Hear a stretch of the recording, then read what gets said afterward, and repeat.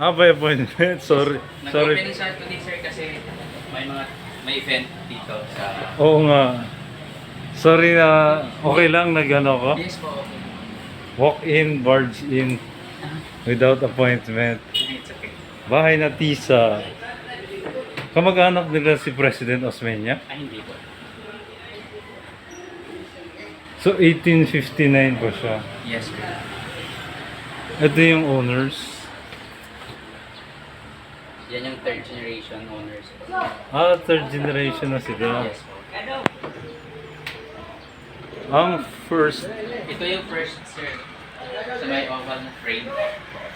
Si Don Roman po. Ayun sa kabila naman po, si Doña Ana po. Sila nang patayo ng bahay noong 1859. okay. So, anong business nila?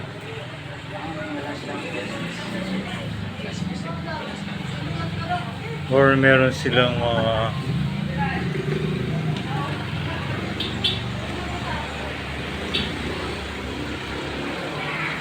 pero considered na siya as big house before pa?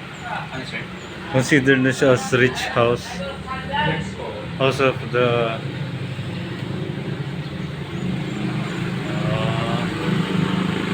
nice. So meron silang farm or what? Yung current po meron, sir. Okay. Ano palay? These are mga program. Root crops? Oh wow. May tumutugtog.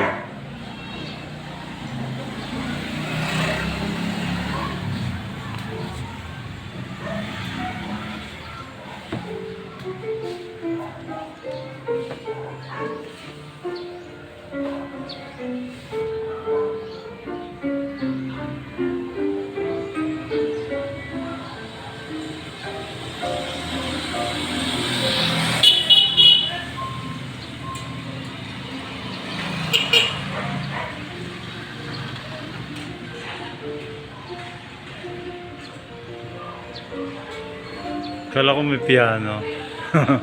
Radio pala yan, ano?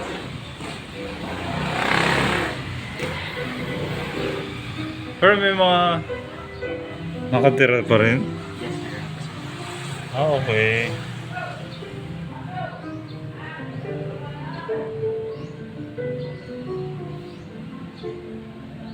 Puro antique.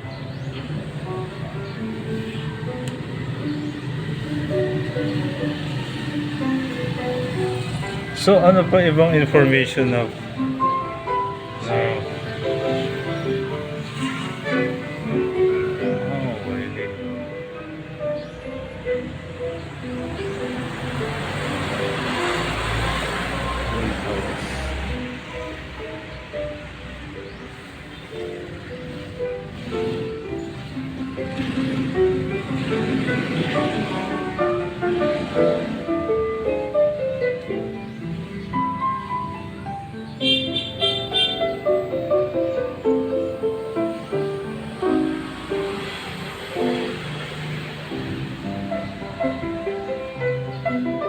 Ito private. So up to here lang. Ay mahilig siya sa ano, sa manok. So may alaga siya manok? Wala. Mga ano lang, figure lang po.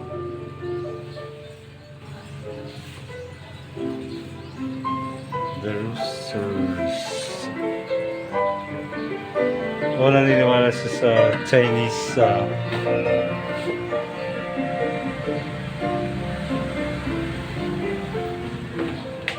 meron ba silang Spanish Spanish blood? Nice.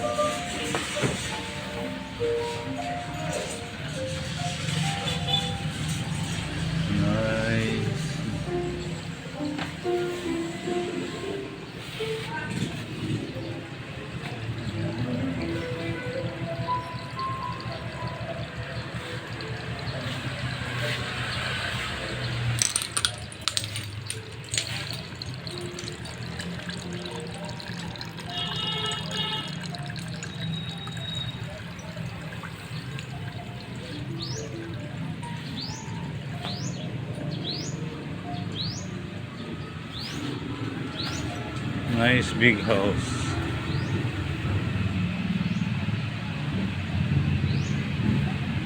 Kitchen.